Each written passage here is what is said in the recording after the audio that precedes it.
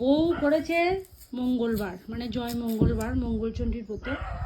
তো ওই জন্যে শাশুড়ি মা সেজে যত্ন করে এই যে খাওয়াচ্ছে। আম কেটেছে, কলা কেটেছে, এখানে কী আছে, জাম, এখানে দই, মুড়ি, চিড়ে, এখানে ঠাকুরের প্রসাদটা, মানে যেটা পুজো দিয়ে যে প্রসাদটা ছিল সেই প্রসাদটা এখানে আছে। এখানে আছে দুধ, আর এখানে আছে আর টমেটো দিয়ে, আলু, কাঁচা লঙ্কা দিয়ে, ওই সাদা আলুর তরকারি এরকম হয় আর কি, সেরকম আলু চচ্চড়ি, আলু চচ্চড়ি। মা কাটতে লেগেছে আপেল।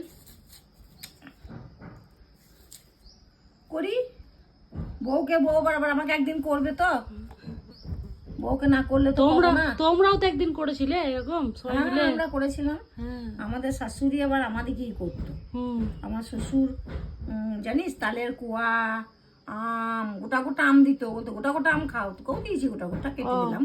আমাদের কেটে দিত না বাবা, বলতো গোটা চুষে চুষে খাও, দেখো আরো ভালো লাগবে।